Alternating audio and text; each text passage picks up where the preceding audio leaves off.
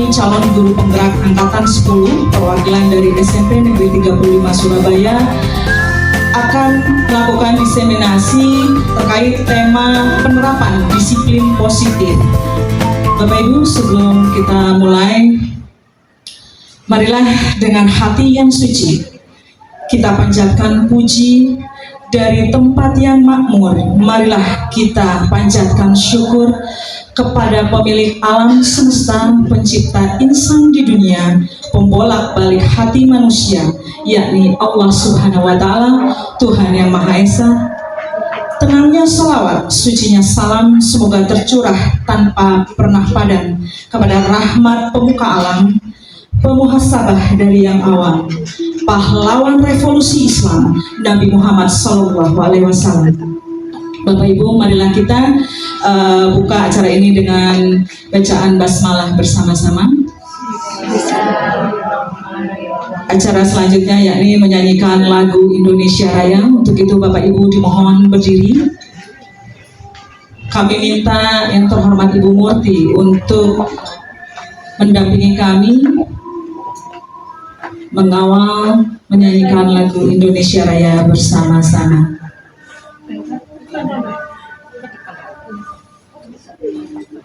Baik Bapak Ibu, menyanyikan lagu Indonesia Raya.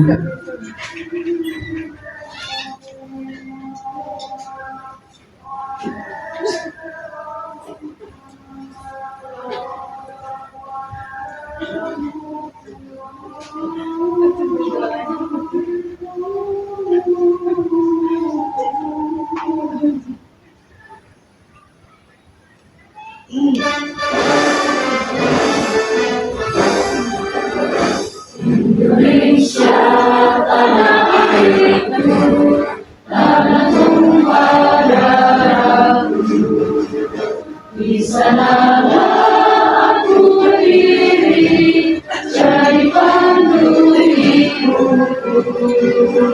Indonesia kebangsaanku, bangsa dan tanah airku, marilah kita bersatu, Indonesia bersatu. Hiduplah tanahku, hiduplah negeriku, bangsaku, rakyatku semuanya. Bangunlah jiwanya, bangunlah badannya untuk Indonesia Raya. Indonesia Raya, merdeka, merdeka, tanahku, negeriku yang ku cinta. Indonesia Raya, merdeka, merdeka, hiduplah Indonesia Raya. Indonesia Raya, merdeka, merdeka, tanahku, negeriku yang ku cinta. Indonesia Raya, merdeka, merdeka, hiduplah Indonesia Raya. Terima kasih, hadirin duduk kembali.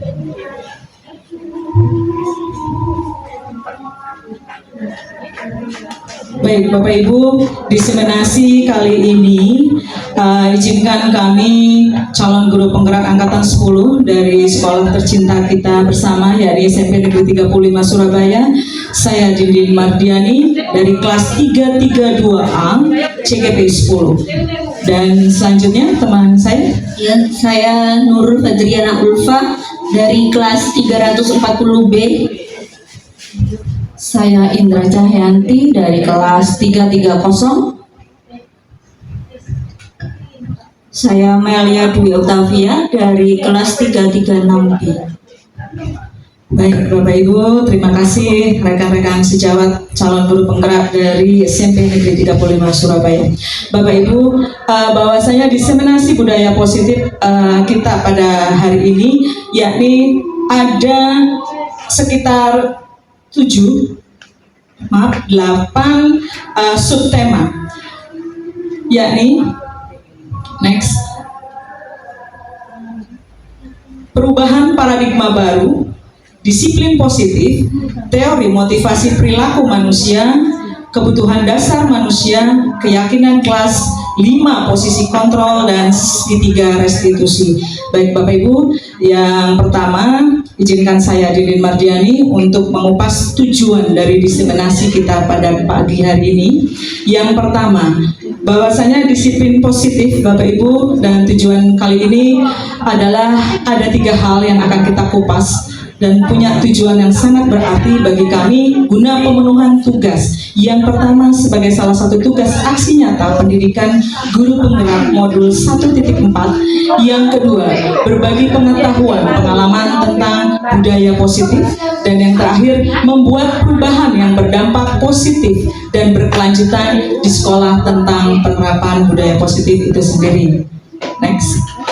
Bapak Ibu, sesuai dengan filosofi KHD atau kita kenal dengan filosofi Ki Hajar Dewantara, bahwasanya pendidikan adalah menuntun, pendidikan adalah penghambaan pada murid, dan yang terakhir yang sangat kita junjung bahwa sebagai guru adalah ibarat petani. Nah Bapak Ibu, pendidikan adalah menuntun, di mana menuntun segala kodrat yang ada pada anak atau siswa atau murid, yakni mengikuti alam dan zaman Bapak Ibu agar mereka mencapai keselamatan dan kebahagiaan yang setinggi-tingginya. Kemudian pengupasan filosofi ini yang kedua, yakni pendidikan yang menghamba pada murid. Bapak Ibu, bahwa pendidik kita selaku guru yang harus mengedepankan keberpihakan kita pada murid, artinya apa? Bahwa pendidikan haruslah berpihak pada murid sesuai dengan minat, bakat, dan kemampuan siswa tersebut. Dan yang terakhir, Bapak Ibu, bahwasanya kita adalah sebagai atau ibarat petani, sekolah ibarat lahan atau tanah, dan murid ibarat benih.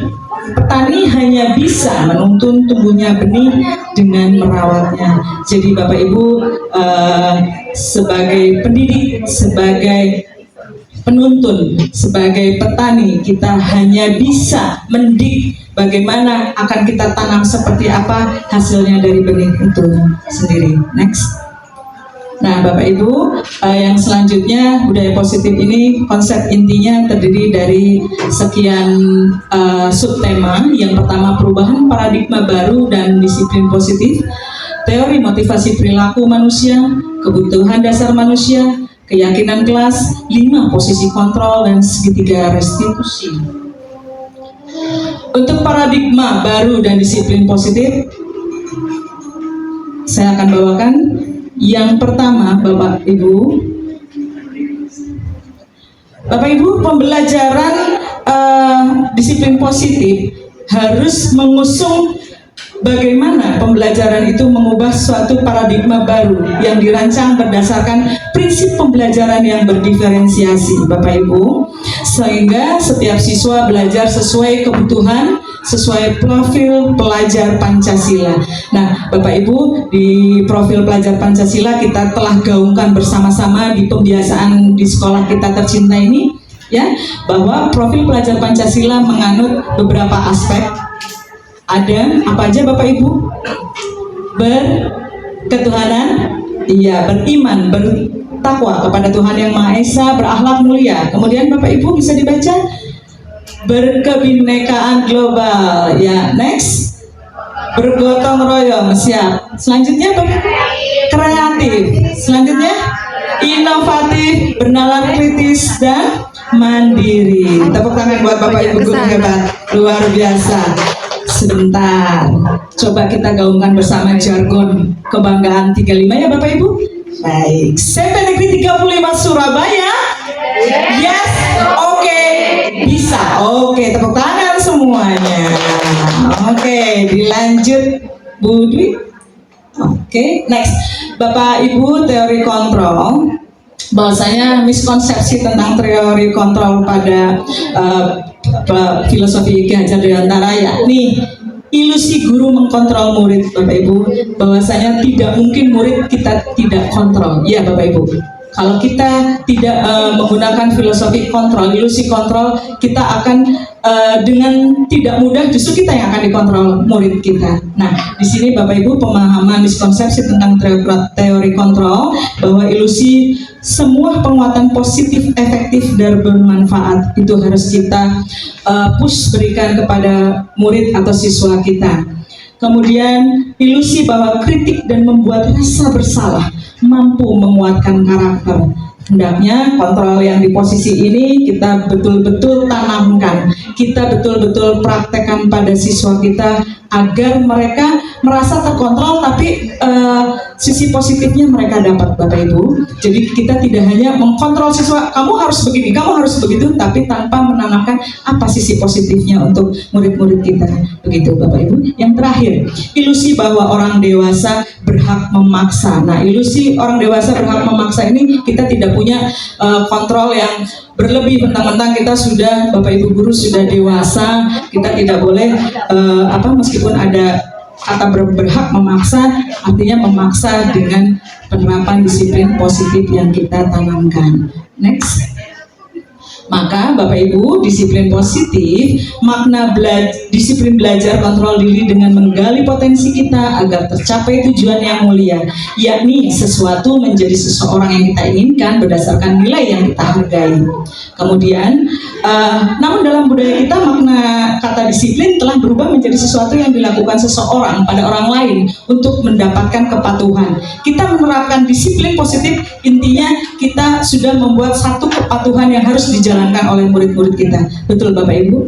Betul. Oke, next. Jadi kecenderungan umum adalah menghubungkan kata disiplin dengan ketidaknyamanan. Disiplin cenderung dalam tanda quotation mark atau tanda kutip, yakni suatu bentuk keterpaksaan. Nah, Bapak Ibu, ketidaknyamanan bukan dengan yang kita hargai atau pencapaian untuk menunjukkan satu tujuan yang mulia, Bapak Ibu.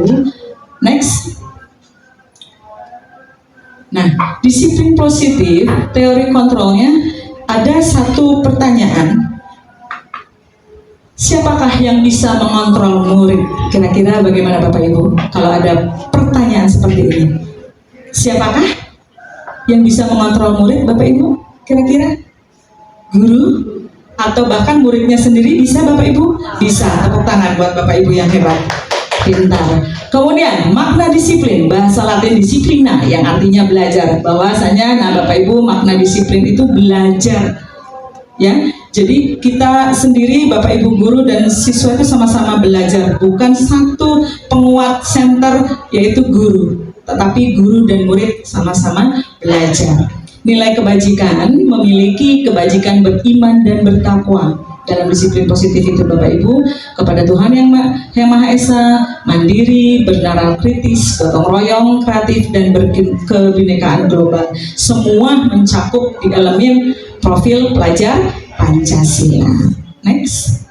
Nah, Bapak Ibu, tadi 2 submateri dari disiplin positif telah saya paparkan. Selanjutnya dari calon guru penggerak kita, Bu Indra, silakan memaparkan 2 subtema, kebutuhan dasar manusia dan teori motivasi perilaku manusia.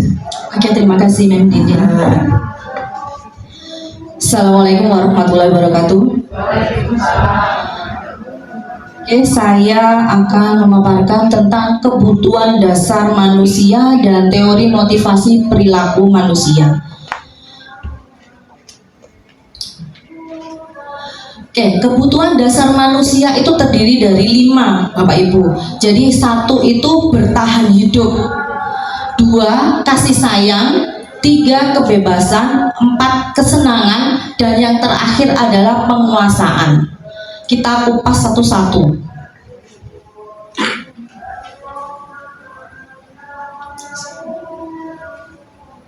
Oke, 5 kebutuhan dasar manusia bertahan hidup. Bertahan hidup itu termasuk kebutuhan primer kalau kita belajar di IPS ya. Jadi ada makanan, pakaian, tempat tinggal, kesehatan pun sekarang menjadi kebutuhan dasar kita. Untuk bertahan hidup. Jadi kesehatan sekarang itu sudah masuk. Yang kedua adalah kebutuhan kasih sayang dan rasa diterima. Jadi rasa diterima diperhatikan atau lain, kerjasama menjadi bagian kelompok. Jadi pada saat kita itu berkumpul, berkolaborasi, kadang itu kita perhatian kita terhadap teman, terhadap murid, itu dibutuhkan. Itu termasuk kebutuhan kasih sayang kita kepada murid-murid atau teman kita. Berikutnya adalah penguasaan. Penguasaan ini harga diri, keinginan untuk dianggap. Jadi ada rasa aku lo bisa. Jadi dianggap temannya itu aku bisa, aku mampu. Itu adalah rasa penguasaan. Berikutnya yaitu kebebasan. Kebebasan ini mandiri, memiliki pilihan, mencoba hal baru maupun mengendalikan dalam diri. Jadi dia bebas untuk melakukan apapun tanpa ada paksaan dari orang lain. Itu mandiri, kebutuhan mandiri. Berikutnya yaitu kesenangan. Kesenangan ini bermain, humor, antusiasme atau tertawa. Jadi kita juga butuh kebutuhan kesenangan. Pada saat kita berkolaborasi atau kita bekerja sama, terkadang kan kita juga butuh kesenangan. Nah, kita refreshing untuk bercanda seperti itu. Jadi 5 kebutuhan dasar kita itu ini, mulai dari bertahan hidup, terus kasih sayang dan rasa terima kasih, penguasaan, kebebasan dan kesenangan.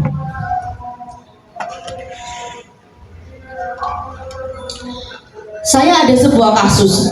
Kasus ini yaitu Ibu Dani sedang mengajar pelajaran bahasa Inggris di papan tulis, namun beliau memperhatikan bahwa Fajar malah tidur-tiduran dan tampak acuh tak acuh pada pelajarannya. Fajar, coba jawab pertanyaan nomor 3. Maju ke depan dan kerjakan di papan tulis. Fajar pun tampak malas-malasan maju ke depan, dan sesampai di depan papan tulis pun Fajar hanya diam terpaku sambil memegang buku bahasa Inggrisnya dan memainkan spidol di tangannya. Ayo Fajar, makanya jangan tidur-tiduran, lain kali perhatikan. Sudah, sana duduk kembali. Kira-kira siapa yang bisa? Bapak Ibu guru, ini ada di depan kelas, kasusnya seperti ini. Kita sudah biasa dengan kasus seperti ini ya. Mari kita kupas kasus ini. Fajar ini merupakan kebutuhan apa ya?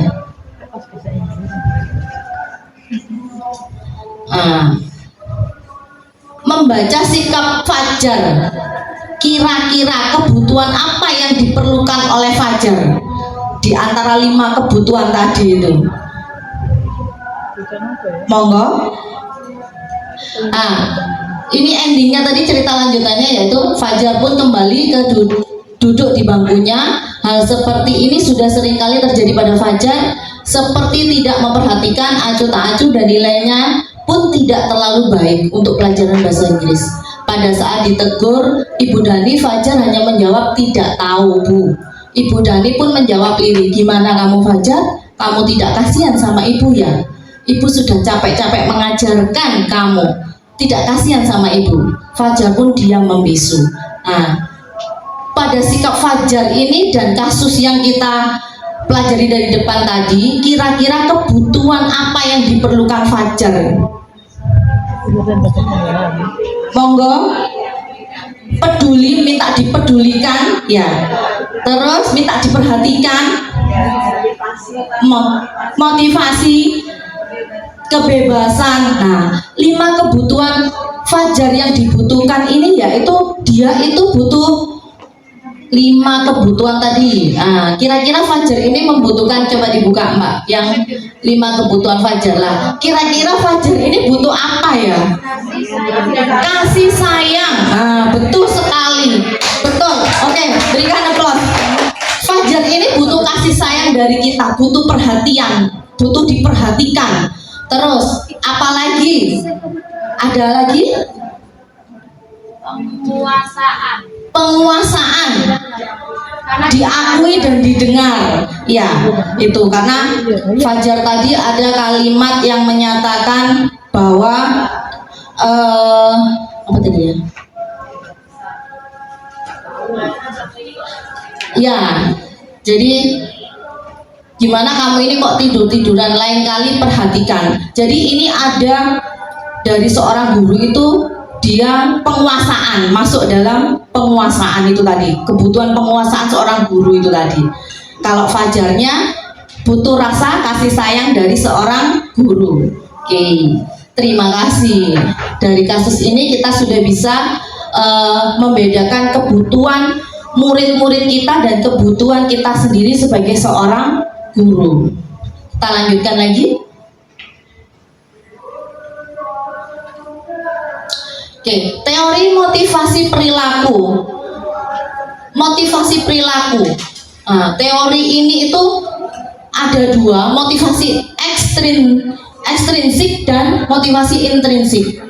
Di dalam motivasi ekstrinsik itu menghindari ketidaknyamanan atau hukuman. Jadi kita itu menghindari anak-anak itu tidak nyaman terhadap kita, atau kita menghindari hukuman ke anak-anak. Jadi ada teorinya.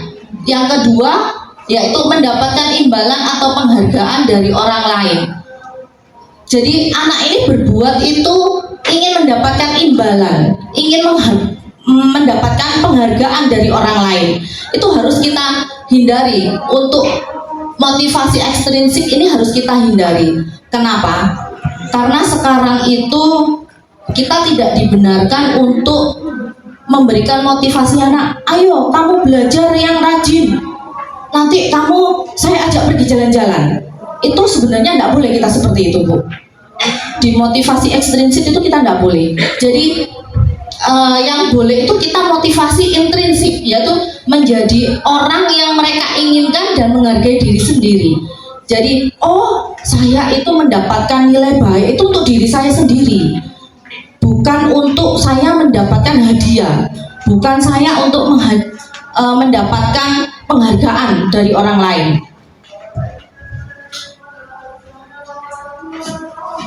Murid melakukan disiplin diri karena sadar akan nilai kebajikan dirinya, itu tadi. Makanya kita dipakai motivasi intrinsik. Untuk ekstrinsiknya kita tidak dianjurkan untuk memberikan motivasi ekstrinsik. Oke, berikutnya. Ini konsep disiplin dengan identitas gagal tadi. Ya, bahwa penghargaan berlaku sama dengan hukuman, dalam arti meminta atau membujuk seseorang melakukan sesuatu untuk memenuhi suatu tujuan tertentu dari orang yang meminta atau membujuk. Dorongannya eksternal dan ada faktor ketergantungan. Beberapa dampak pemberian penghargaan ini dikutip dari Alfie Kohn tahun 1993. Hukuman. Pada saat kita menghukum anak-anak itu akan merasa tersakiti. Jika membuat kesalahan, kita menghukum anak-anak itu, anak-anak akan tersakiti hatinya, dan itu akan membekas sampai dia nanti dewasa, itu akan membekas. Tidak nyaman, murid takut, memaksa, murid menyembunyikan kesalahan, murid menjadi rendah diri. Jadi kalau kita biasa menghukum anak, pada saat murid itu melakukan kesalahan, dia akan takut memberitahu kita. Makanya di sini menyembunyikan kesalahan.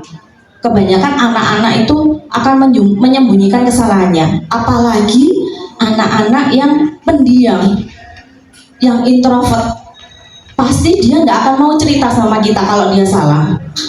Dia akan menyembunyikan. Ini adalah identitas gagal kita kalau kita menghukum murid kita. Berikutnya yaitu penghargaan. Kalau kita memberi penghargaan itu tidak efektif, merusak hubungan, sifat iri, mematikan kreativitas, menghukum dengan sistem ranking, merampas hak menghargai dirinya. Tidak efektif, merusak hubungan, sifat iri. Nah, kalau kita memberikan penghargaan, oh ranking 1, ranking 2 akan memperoleh hadiah. Nah, itu akan membuat teman-temannya iri, karena yang diberi hadiah hanya yang ranking saja dan berprestasi. Misalkan anak, kita 2, yang satunya peringkat 1, satunya tidak dapat peringkat, lah yang satunya pasti akan iri. Nah, makanya kita dimasuk identitas gagal, terus mematikan kreativitas. Anak yang kita beri penghargaan juara 1 itu dia akan mati kreativitasnya. Karena apa? Saya lo sudah juara 1, saya lo sudah dapat penghargaan. Nah, dia tidak akan memacu untuk penghargaan yang lebih tinggi lagi. Di teori ini makanya kita dianggap identitas gagal. Oke, untuk yang selanjutnya identitas sukses. Konsekuensi yaitu penguatan jangka pendek, perlu monitoring berkelanjutan, stimulus respon, murid menghormati peraturan, kehilangan waktu untuk merenungi kesalahan. Nah, pada konsekuensi ini, misalnya kalau anak membuat kesalahan, jadi kita memberikan penguatan. Kesalahannya apa? Kita tanya, bukan kita menghukum, kita tanya. Terus setelah melakukan kesalahan, konsekuensinya apa untuk memperbaikinya? Nah, seperti itu yang dianjurkan di disiplin positif, motivasi. Yang berikutnya yaitu restitusi. Di dalam restitusi ini murid bertanggung jawab untuk perilakunya. Fokus pada pemecahan masalah jangka panjang, murid menghormati dirinya dan orang lain, teori kontrol, dirinya memegang kontrol, murid bersemangat memperbaiki kesalahannya. Di dalam restitusi ini nanti akan dikupas, murid bertanggung jawab itu yang bagaimana, murid yang menghormati dirinya itu yang bagaimana. Nanti akan dibahas di materi terakhir ya, teori restitusi, segitiga restitusi untuk disiplin positif. Oke, berikutnya tugas ini perbedaan hukuman atau konsekuensi. Misalkan tindakan guru mencatat 100 kali di dalam buku kalimat saya tidak akan terlambat lagi. Ini zaman saya sekolah, Bu. Kalau terlambat disuruh mencatat di buku, saya tidak akan terlambat lagi sampai 1 buku full sampai habis. Nah, ini itu hukuman namanya. Kalau konsekuensi ini tadi menggantikan kertas tugas teman yang telah dicoret-coret. Nah, kamu sudah mencoret-coret kertas teman kamu. Konsekuensinya apa? Nah, kita tidak menghukum dia. Kalau kita menghukum dia, bukan seperti ini. Hukumannya, ayo kamu berdiri karena kamu sudah mencoret-coret kertasnya temanmu. Nah, kalau konsekuensinya apa? Kamu mencoret-coret kertas temanmu. Oh, saya taruh aja. Jadi konsekuensinya yaitu mengganti kertas yang sudah dicoret-coret tadi. Ini bedanya antara hukuman dan konsekuensi. Mungkin contoh yang lain nanti bisa dibaca sendiri.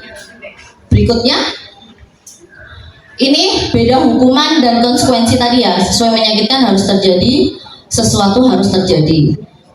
Oke?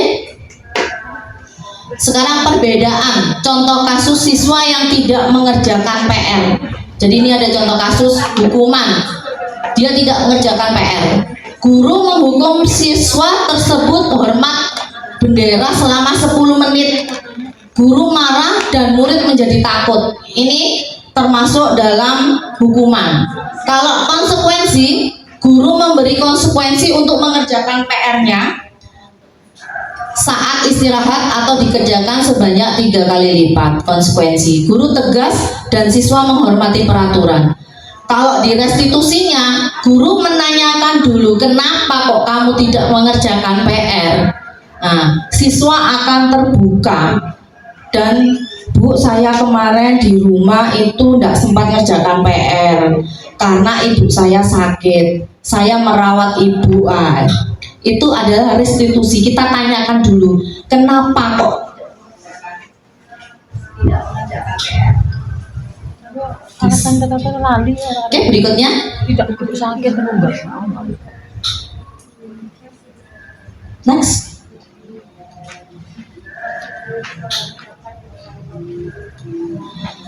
Ini tadi sudah kita paparkan, yaitu perbedaan hukuman atau konsekuensi bukan untuk menebus kesalahan, namun untuk belajar dari kesalahan. Jadi kita tidak menghukum itu untuk belajar dari kesalahan. Yang kedua yaitu memperbaiki hubungan.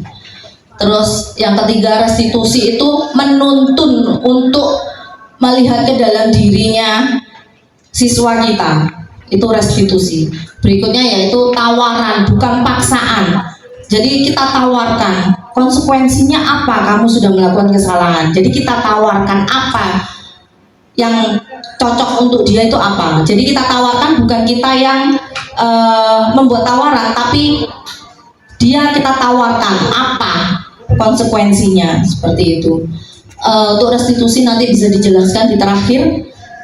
Selanjutnya perbedaan hukuman sudah terus. Sekarang akan dilanjutkan dengan Bu Nurul tentang keyakinan kelas dan 5 posisi kontrol. Terima kasih Bapak Ibu, tetap semangat ya untuk SMP Negeri 35 Surabaya. Nurul.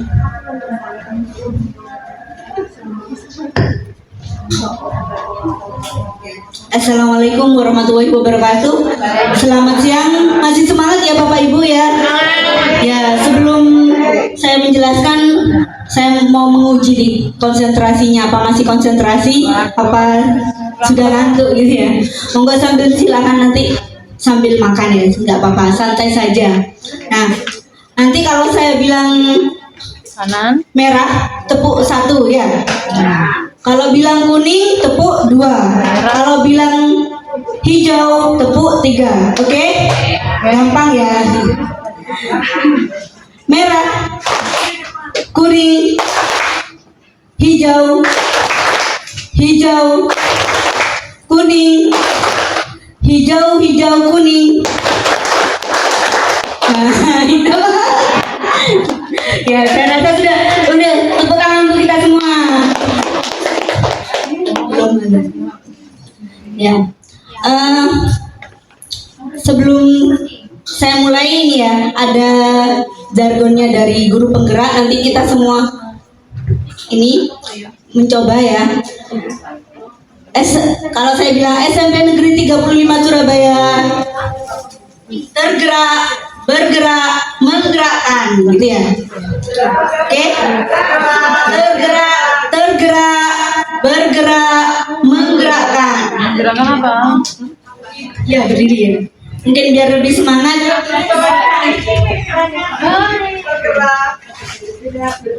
Oke. SMP Negeri 35 Surabaya. Bergerak, bergerak, menggerakkan. Oke, tepuk tangan untuk kita semua. Terima kasih Bapak Ibu. Ternyata masih semangat ya, meskipun jam siang, waktunya tidur siang, tapi alhamdulillah masih semangat. Saya lanjut, Ge.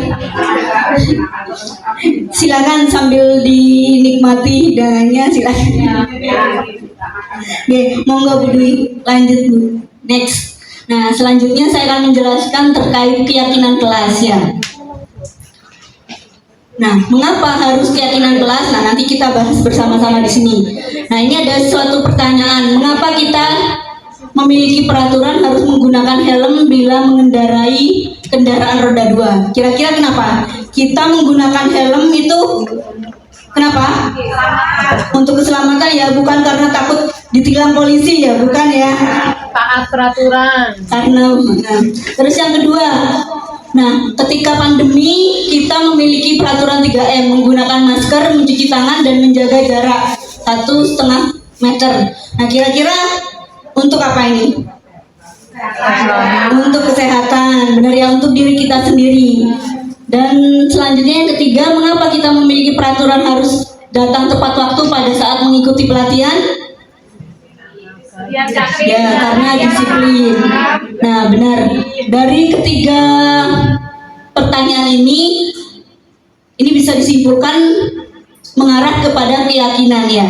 Jadi kita melakukan tersebut bukan karena peraturan, tapi karena adanya keyakinan dalam diri kita yang harus kita taati sendiri. Next.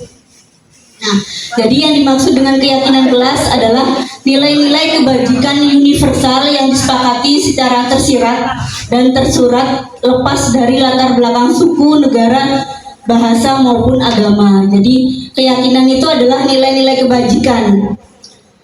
Nah juga ini jadi dengan keyakinan tersebut lebih menggerakkan kita daripada kita mengikuti suatu aturan ya. Lanjut. Nah, keyakinan kelas ini ciri-cirinya ya. Keyakinan kelas bersifat lebih abstrak daripada peraturan yang lebih rinci dan konkret. Yang kedua, keyakinan kelas berupa pernyataan-pernyataan yang universal. Jadi bahasanya lebih universal. Selanjutnya, pernyataan keyakinan kelas senantiasa dibuat dalam bentuk positif, kalimat-kalimat yang positif. Jadi misalnya kalau dulu ya tidak boleh datang terlambat. Nah sekarang kita ganti menjadi misalnya datang tepat waktu ke sekolah jam 7 misalnya seperti itu. Jadi menggunakan kalimat-kalimat yang positif. Kemarin juga sudah kita terapkan pada tahun ajaran baru di SMP Negeri 35 kita sudah menerapkan disiplin positif. Jadi semua yang ada di dalam tata tertib SMP Negeri 35 Surabaya itu sudah mengandung kalimat-kalimat positif. Cuma nanti mungkin kita sempurnakan lagi nanti dari kesiswaan, nanti juga dari tatib, nanti kita duduk bersama kita ini membicarakan terkait keyakinan kelas. Mungkin break dulu.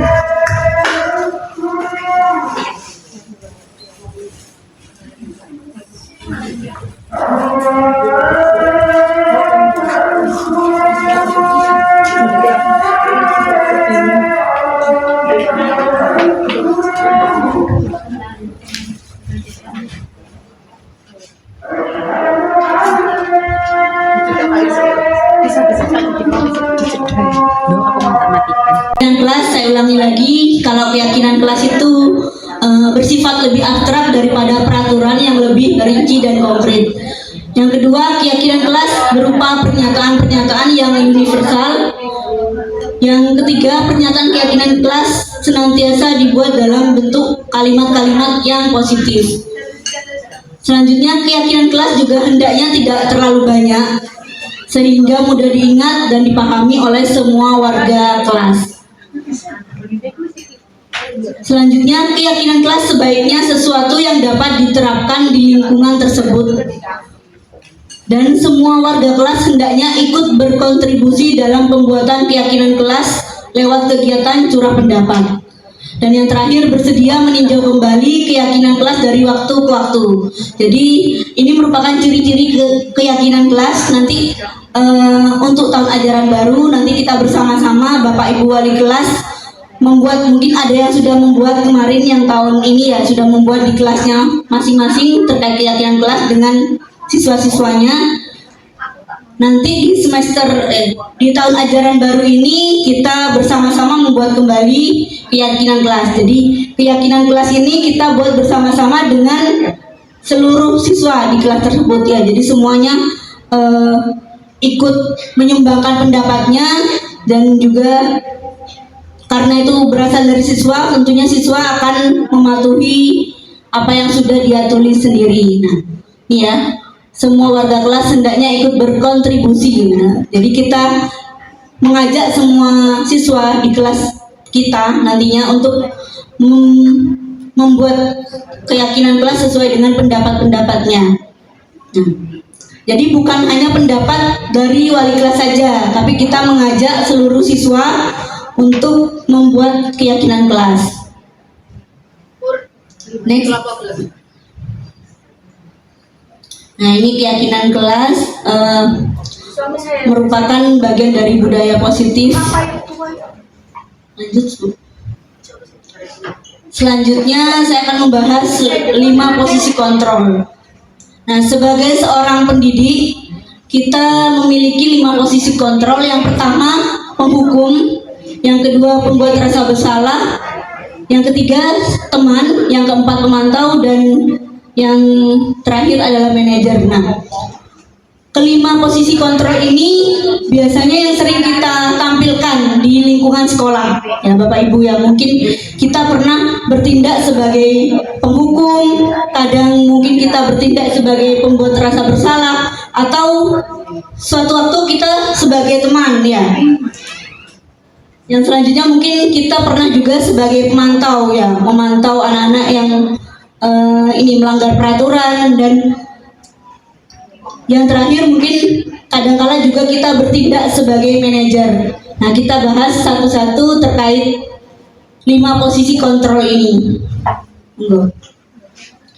Nah, kalau di sini nih perbedaannya ya antara penghukum, pembuat rasa bersalah sebagai teman, pemantau, dan manajer. Nah, kalau sebagai penghukum ini biasanya guru yang bertindak sebagai penghukum ini biasanya menunjuk-nunjuk, menyakiti, menyindir anak ya, menghardik. Nah, biasanya kalau ada yang datang terlambat, terus kalau kita menyindir itu ternyata kita berada di posisi kontrol sebagai penghukum ya Bapak Ibu. Terus yang kedua sebagai pembuat rasa bersalah. Nah, misalnya kita ada anak yang terlambat, kita ceramahi. Nah, itu ternyata kita berada di posisi kontrol sebagai pembuat rasa bersalah. Terus yang ketiga, misalnya anak datang terus kita membuatkan, justru malah melindungi ya, melindungi anaknya, melindungi anak tersebut dengan membuat alasan-alasan ya. Misalnya ada, ya sudah lain kali jangan seperti ini ya, atau ya silakan masuk gitu ya, langsung mempersilahkan. Itu juga mungkin sebagai teman.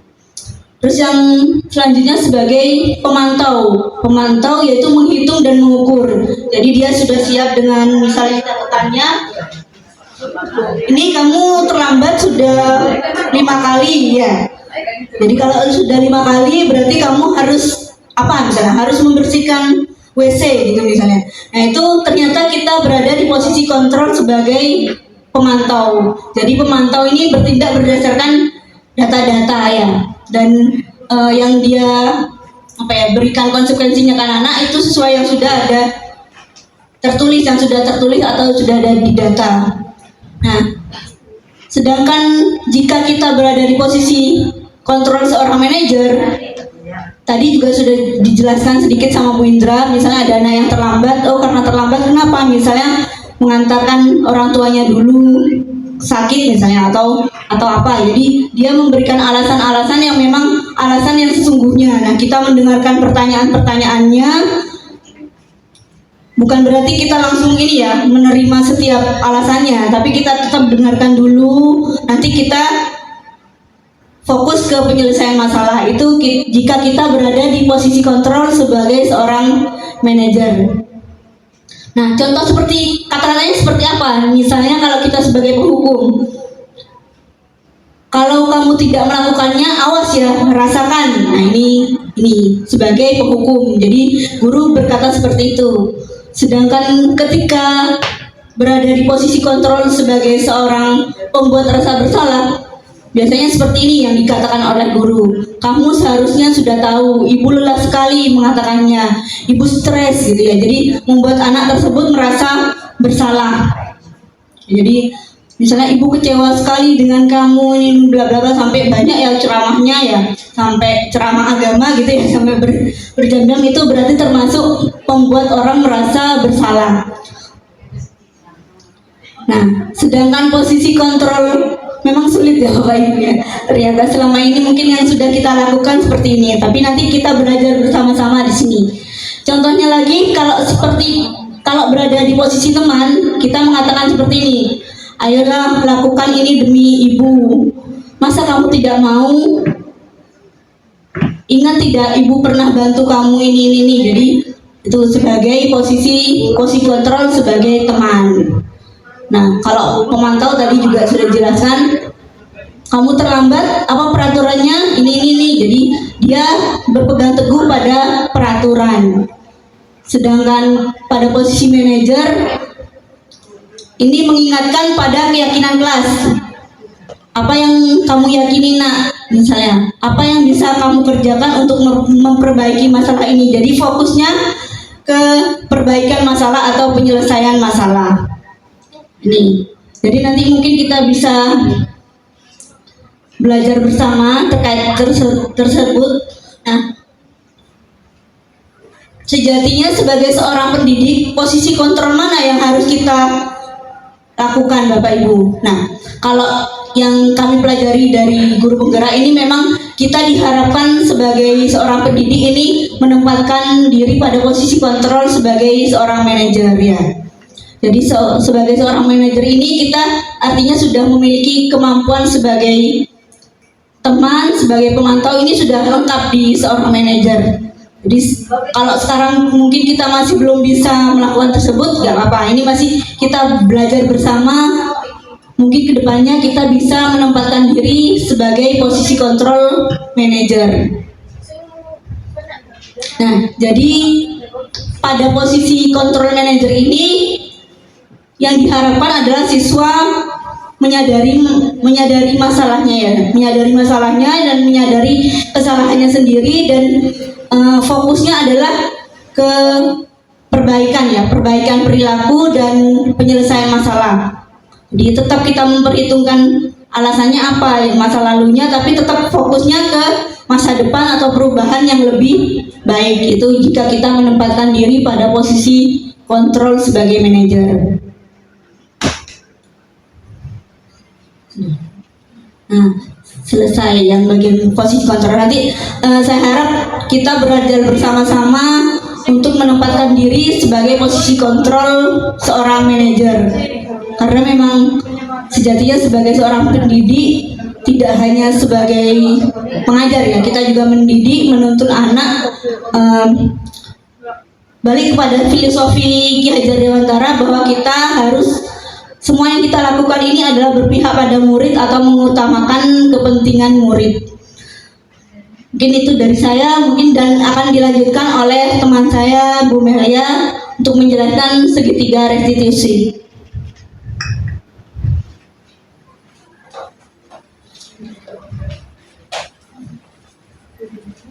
Baik, terima kasih atas kesempatannya. Saya akan melanjutkan materi tentang segitiga restitusi. Sebelum saya membahas tentang segitiga restitusi, apakah Bapak Ibu pernah sebelumnya mendengar tentang restitusi? Belum ya? Oke. Mungkin ini agak awam bagi kita. Sebelum saya juga mendapatkan materi dari pendidikan guru penggerak, saya juga tidak tahu tentang restitusi itu apa dan segitiga restitusi itu apa. Nah, restitusi itu sendiri diperkenalkan oleh pakar pendidikan yang bernama Diane Goosen, yang berlandaskan pada teori kontrol manusia dari Dr. William Glasser. Nah, restitusi sendiri adalah proses menciptakan kondisi bagi murid untuk memperbaiki kesalahan mereka sehingga mereka bisa kembali pada kelompok mereka dengan karakter yang lebih kuat. Restitusi juga merupakan proses kolaboratif yang mengajarkan murid untuk mencari solusi untuk masalah mereka dan membantu murid berpikir tentang orang seperti apa yang mereka inginkan atau menjadi tujuan mulia dan bagaimana mereka harus memperlakukan orang lain. Oke, baik, dari sini bahwa restitusi adalah proses dialog antara guru, bisa juga orang tua, dengan murid supaya membangkitkan yang namanya kesadaran diri dari diri murid itu sendiri untuk bisa sadar dan berbuat pada yang lebih baik. Oke, next. Nah, setelah restitusi ada yang namanya segitiga restitusi. Nah, segitiga restitusi itu sendiri adalah suatu proses dialog yang dijalankan oleh guru. Sebenarnya tidak hanya guru, tetapi kita kita ada peran sebagai orang tua kepada anak kita atau murid kita yang tujuannya adalah menghasilkan murid yang mandiri dan bertanggung jawab. Ya. Kemudian segitiga restitusi ini sendiri punya tahap, di mana ada 3 sisi di dalamnya. Tahap yang pertama adalah tahap yang paling bawah atau sisi yang paling bawah. Yang pertama adalah menstabilkan identitas. Kemudian yang kedua, validasi tindakan yang salah. Dan yang terakhir, sisi terakhir adalah menanyakan keyakinan. Oke, baik, next.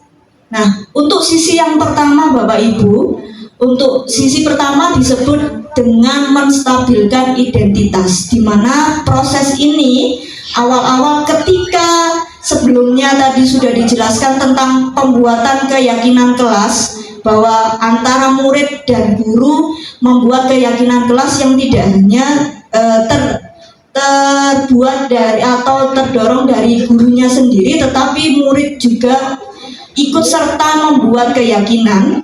Dari situlah keyakinan itu apabila nanti ada murid yang melakukan kesalahan, tindakan melanggar aturan, disinilah tahap segitiga restitusi harus kita jalankan. Yang pertama adalah sisi yang pertama menstabilkan identitas. Nah, berdasarkan prinsip membuat kesalahan adalah bagian dari proses pembelajaran. Tujuannya apa? Dari sisi ini adalah menggeser identitas murid dari identitas yang gagal ke identitas yang sukses.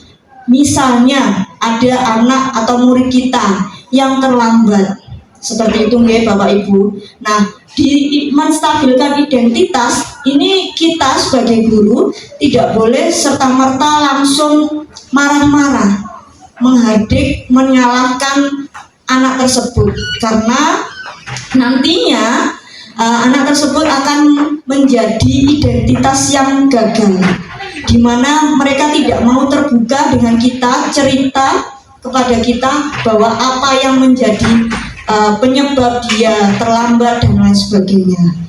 Nah, ini juga jangan mengkritik murid ketika berada di identitas yang gagal.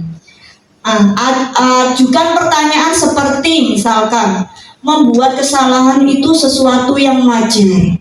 Kemudian manusia tidak ada yang sempurna, seperti itu. Saya tidak menanyakan kesalahannya, tetapi fokus memperbaiki masalah ini. Atau bisa ditambahkan, misalkan ibu pernah melakukan kesalahan yang sama, seperti itu. Nah, untuk sisi yang pertama kita coba ajak berdialog murid kita, anak didik kita, supaya lebih terbuka kepada kita. Jadi tidak bisa langsung marah-marah kepada mereka, sehingga mereka akan menjadi pembohong yang ulung. Biasanya kalau seumpama kita langsung marah pada mereka, seperti itu. Next, selanjutnya sisi yang kedua adalah validasi tindakan yang salah. Nah, berdasarkan prinsip ini, setiap perilaku berupaya memenuhi suatu kebutuhan tertentu. Tadi sudah disebutkan bahwa pada dasarnya manusia itu punya kebutuhan dasar. Nah, ketika anak melakukan kesalahan, membuat pelanggaran aturan, berarti ada motif tertentu yang membuat dia terdorong untuk melakukan pelanggaran. Pasti suatu tindakan anak itu ada sebabnya. Nah, alasannya apa? Karena memenuhi kebutuhan yang sudah disebutkan sebelumnya. Nah, di sini guru akan bergeser dari pemikiran stimulus respon menjadi proaktif. Kita harus menanyakan, bertanya aktif kepada murid kita, apa yang menjadi penyebab dia melakukan kesalahan tersebut. Lebih mengenali kebutuhan murid atau anak. Ajukan pertanyaan dengan nada suara tidak menghakimi atau memojokkan. Nah, pertanyaan seperti apa? Nah, ini contohnya ya Bapak Ibu. Kamu pasti punya alasan mengapa melakukannya. Mengapa kamu terlambat hari ini? Misalkan, mengapa kamu tidur-tiduran di kelas? Gitu. Kamu boleh tetap berusaha menjaga sikap itu, tapi tambahkan sikap lain yang baru. Kemudian bisa juga, mungkin kamu bisa mempelajari suatu perilaku baru yang efektif. Bersediakah kamu mempelajarinya? Jadi kita tanya alasan dibalik perilaku dia mengapa melakukan kesalahan. Jadi tidak tiba-tiba kita marah-marah tanpa alasan, pokoknya kamu salah, kamu harus dihukum. Tidak seperti itu dalam segitiga restitusi. Lanjut untuk sisi yang terakhir. Next, Sisi yang terakhir adalah menanyakan keyakinan. Setelah terbuka anaknya, setelah tahu kita penyebabnya apa, anak tersebut melakukan kesalahan, melakukan pelanggaran peraturan, sisi selanjutnya adalah menanyakan keyakinan dilakukan dengan memberikan pertanyaan-pertanyaan bermakna kepada murid untuk memunculkan motivasi intrinsik sehingga mampu mengaitkan keyakinannya dengan tindakan yang salah. Karena sebelumnya kita sudah membuat keyakinan kelas, jadi kita arahkan untuk apa kira-kira keyakinan kelas yang harusnya dimunculkan lagi supaya dia menjadi pribadi yang lebih baik. Nah, ajukan pertanyaan seperti apa nilai yang kita percaya di kelas atau sekolah kita, nilai-nilai apa yang telah kita sepakati, dan bisa juga kamu ingin menjadi anak seperti apa. Nah, mulai dari sini anak kan sudah mulai berpikir untuk menemukan, oh ternyata keyakinan kelas yang saya langgar adalah ini. Mulai ada kesadaran diri untuk memperbaiki kesalahannya. Oke, lanjut. Ini Bapak Ibu ada video di mana guru sebagai manajer dan menerapkan segitiga restitusi di dalamnya.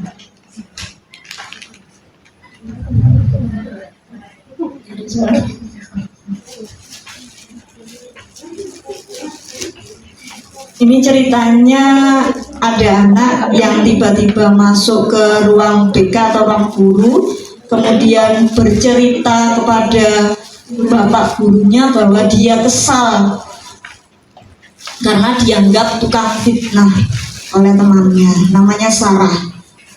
Nah, ini bapaknya melakukan penstabilan identitas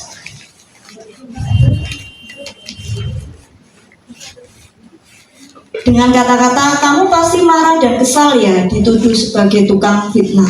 Tidak langsung menyalahkan bapaknya. Kemudian melakukan validasi tindakan yang salah.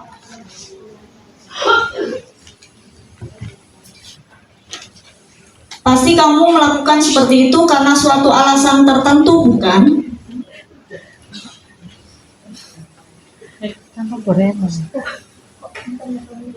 Nah, ini juga ada, pasti kamu mempertahankan harga dirimu, kamu bisa bertindak lebih gegabah lagi, tapi ini tidak apa-apa. Ini posisinya Sarahnya masih menggebu-gebu, marah. Kemudian setelah dilakukan identifikasi identitas dan validasi tindakan yang salah, Sarah ini sudah mulai sudah mulai tenang. Nah, mulailah bapaknya untuk menanyakan keyakinan, kira-kira sesuai dengan keyakinan kelas atau prinsip kamu tidak, seperti itu.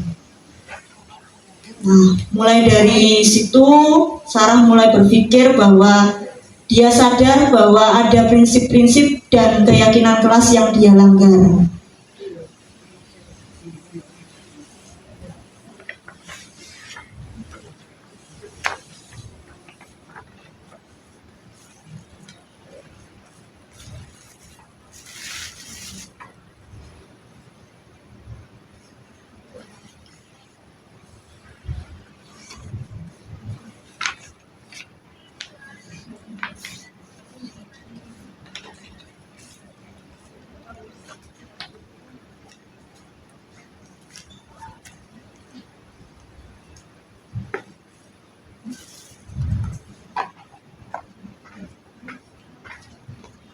Nah, ini menanyakan keyakinan, kalau kamu memperbaiki, apa yang akan kamu lakukan? Sarah sudah mulai menjawab dengan berusaha untuk proaktif dan saling menghargai dengan orang lain.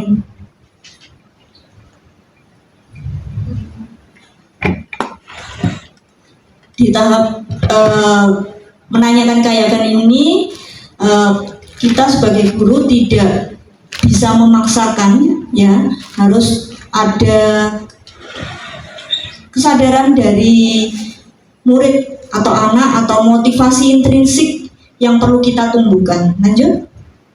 Nah, untuk penutupnya, seorang guru yang baik harus memiliki kemampuan dalam mewujudkan budaya positif di sekolah. Budaya positif tersebut dapat dijalankan dengan menerapkan konsep-konsep berikut yang tadi sudah dijelaskan, bahwa ada yang namanya disiplin positif, di mana lingkungan membuat lingkungan sekolah itu nyaman, aman untuk murid atau anak didik kita belajar sehingga dapat mengembangkan bakat dan minatnya. Kemudian kita juga tadi sudah belajar motivasi perilaku manusia yang juga mempengaruhi perilaku atau tindakan yang diambil. Kemudian keyakinan sekolah atau kelas, kebutuhan dasar manusia, posisi kontrol, dan terakhir segitiga restitusi. Mungkin sama seperti sebelumnya, bahwa apa yang perlu kita lakukan adalah yang pertama, ini kan masih semester 2, di semester akhir ini, untuk tahun ajaran baru ke depannya, sebagai wali kelas nanti bisa membuat keyakinan kelas bersama-sama dengan murid, ya, anak-anak didik kita, Bapak Ibu. Kemudian ketika ada pelanggaran atau kesalahan dari murid, nah kita bisa menerapkan yang namanya segitiga restitusi yang sudah saya jelaskan tadi. Dan tentunya keenam konsep materi ini tidak bisa kita jalankan sendiri, tapi juga butuh yang namanya kerjasama semua warga sekolah di lingkungan SMP Negeri 35 Surabaya. Gitu. Terima kasih untuk perhatian dan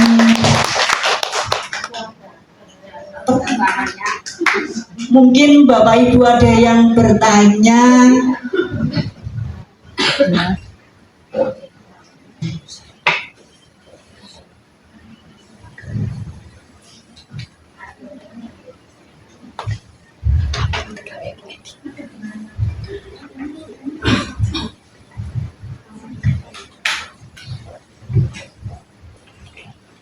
Baik Bapak Ibu, berikan sambutan yang luar biasa buat Bapak Ibu semua. Kita semua di sini hebat bersama dan bersama hebat, begitu Bapak Ibu. Acara selanjutnya Bapak Ibu, jalan-jalan ke Indrapura. Indrapura. Oke, saya ulang. Jalan-jalan ke Indrapura. Beli rambutan serta semangka. Jangan malu untuk bertanya sebelum kita menutup acara. Oke, jadi Bapak Ibu silakan yang mau bertanya. Monggo, ini guru-guru BK. Oke, Bu Marsudilis.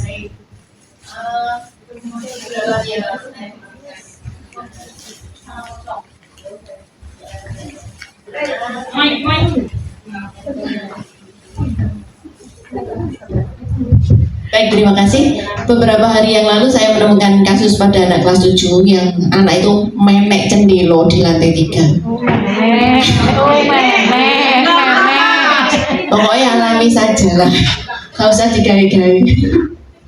Nah, ketika seperti itu, saya mungkin sekilas pernah mengikuti materi tentang segitiga restitusi di PMM. Tapi ketika kemudian menemukan kasus seperti itu, otomatis yang muncul pasti langsung emosi, marah. Nah, tapi kemudian itu sudah berlalu beberapa hari yang lalu. Setelah beberapa hari kemudian saya gini, oh Jojo kok hari ini terus ada dendam dengan saya. Wes, kok kapan-kapan ini terlintas, tapi sampai sekarang belum. Kok kapan-kapan anak-anak ini tak panggil sih, tak ajak untuk ini. Nah, ketika menghadapi kasus seperti itu kan kita nggak iso kemudian melalui tahapan segitiga restitusi itu tadi. Pasti yang muncul pertama adalah emosi dulu, gitu. Nah, bagaimana kira-kira mengatasi hal tersebut? Terima kasih.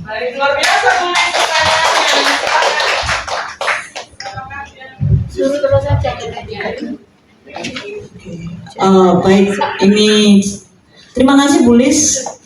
Pertanyaannya sangat bagus dan mungkin Bapak Ibu guru semua sudah pernah mengalaminya gitu ya Bu ya.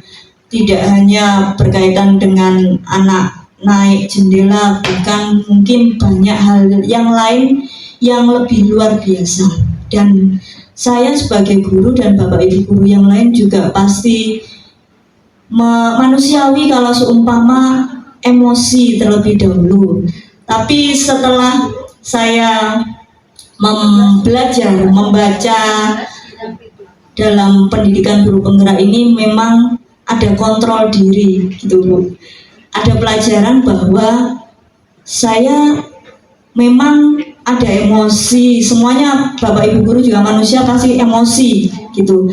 Tapi setelah belajar ini saya jadi lebih mengontrol diri bahwa mungkin ada alasan dibalik itu semua gitu. Mengapa dia kok sampai menek jendela, alasan apa yang menjadi dia termotivasi naik jendela dan tidak mengabaikan keselamatan dirinya sendiri dan tidak bisa berpikir panjang. Tapi itu hal yang manusiawi. Bulis mungkin juga saya juga akan merasakan hal yang sama. Bulis sudah melakukan hal yang benar, mungkin bisa ditambahkan, nantinya bisa dipanggil anaknya, saling cerita mengapa kok bisa dia nenek, mungkin cari sensasi atau pengen sumuk di kelasnya atau bagaimana. Nah itu mungkin juga butuh kasih sayang dari kita karena tidak ada yang menegur seperti itu. Jadi memang ada tahap-tahap yang harus kita lakukan selanjutnya supaya kita tidak hanya sampai memarahinya saja. Karena di balik itu semua ternyata ada alasan mengapa anak tersebut melakukan tindakan itu. Dari saya itu mungkin ada tambahan dari Bu Indra, Bu Nurul atau Bu Udi.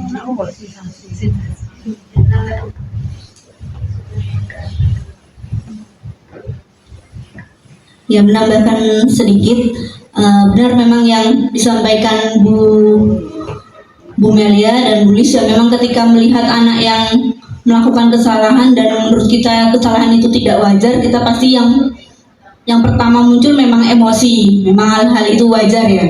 Kita sebagai guru pastinya punya batas kesabaran ya. Jadi mungkin yang pertama memang emosi. Nah itu diam dulu kita ini. Coba ini kita ajak nanti ya di lain waktu, kita ajak anak tersebut ngomong. Jadi memang kita ketika menerapkan segitiga restitusi itu pada saat kita posisi tenang ya, sama-sama tenang gitu. Jadi kita bisa berpikir dengan jernih dan menjalankan langkah-langkahnya. Kalau ketika memang begitu lihat terus di tempat melaksanakan segitiga restitusi kan tidak mungkin ya melaksanakan segitiga restitusi ketika anak nenek misalnya di belakang ya, boleh jadi naik pagar. Nah kita juga harus pahami bahwa seperti yang disampaikan Bu Mel tadi dan juga di materi juga disampaikan Bu Indra, memang kebutuhan dasarnya manusia ada 5 tadi. Nah kita lihat kira-kira anak tersebut sampai naik jendela itu apa kebutuhannya, apa yang ingin dia penuhi. Nah itu jadi harus kita gali kebutuhannya apa, dan memang untuk melaksanakan itu perlu sikap yang tenang ya. Ketika kita tenang, kita santai, kita ajak mereka ngobrol seperti itu. Ya, terima kasih Bu Lis. Oke, begini, kalau dari saya Bu Lis, memang ya dalam kita menerapkan segitiga restitusi itu kita tidak bisa langsung. Jadi bertahap. Memang kita harus mengikuti kodrat alam dan kodrat zaman. Sekarang itu tidak untuk menghukum anak, memang kita harus mengikuti zamannya. Sekarang memang diterapkan untuk segitiga restitusi. Dari awal memang sulit kita dari awalnya, tapi lama-lama kalau kita menerapkan sedikit demi sedikit, nanti lama-lama kita akan terbiasa. Seperti halnya saya kemarin itu waktu Indonesia Raya, itu ada anak HP belum dikumpulkan, dia main HP berada di depan ruang staff, depannya ruang staff, agak kesana depannya kelas 9D. Nah, itu setelah menyanyikan lagu Indonesia Raya, Pancasila, berdoa, saya baru menuju ke anaknya, saya beritahu HP-nya saya minta dulu. Terus otomatis anak itu mengikuti saya, Bu. Sampai ke dalam ruang staff, HP-nya saya bawa. Di saat itulah saya melakukan segitiga restitusi. Saya tanya, kenapa waktu Indonesia Raya kok masih megang HP dan melihat ke HP, kok tidak dalam sikap sempurna? Saya tanya dia. Setelah itu dia menjawab, iya Bu, mohon maaf, saya salah. Nah, anak ini akan merasa bersalah sendiri tanpa kita harus memarahi. Jadi saya tidak marah waktu itu. Saya tanya. Setelah itu, oke, keyakinan mana yang kamu langgar? Kok kamu tahu kamu salah? Saya tanya, iya Bu, karena menyanyikan lagu Indonesia Raya saya tidak berdiri dengan sikap sempurna. Dia tahu kesalahannya. Setelah tahu kesalahannya, oke, konsekuensinya apa? Kamu tahu salahnya sudah, konsekuensinya apa? Baru dia meyakinkan, oke Bu, saya akan lebih bertanggung jawab. Itu jawaban dari murid kita sendiri. Jadi tanpa kita menghukum, dia sudah tahu kesalahannya dan bisa membuat yakin kita dia akan memperbaikinya. Memang dari awal itu kita melakukan itu tuh tidak bisa, Bu. Saya dari awal, bisakah saya ya lihat anak-anak kita yang seperti ini? Bahkan sama anak kelas 9, saya kapan kemarin di ruang BK masih marah-marah, Bu. Tapi setelah saya pelajari, saya dapat pencerahan dari segitiga restitusi, itu saya perlahan-lahan itu bisa mengontrol emosi saya sedikit-sedikit gitu. Apalagi di kelas 7H, saya itu dari dulu kelas 7 awal itu sampai terakhir itu kemarin itu saya masih sering emosi di situ. Tapi akhir-akhir ini sudah mulai agak reda saya elus gitu. Tapi kok masih ada beberapa yang tidak bisa bertanggung jawab. Jadi kita memang harus bertahap, tidak bisa langsung hari ini kita dapat materi segitiga restitusi, besok kita terapkan. Tidak bisa seperti itu. Jadi kita bertahap. Jadi memperbaiki diri sesuai dengan kodrat zaman, itu yang difilosofikan Ki Hajar Dewantara kepada kita. Dari saya seperti itu, mohon maaf jika ada jawaban saya yang kurang berkenan. Terima kasih. Baik, beri tepuk tangan yang meriah buat kita semua, Bapak Ibu.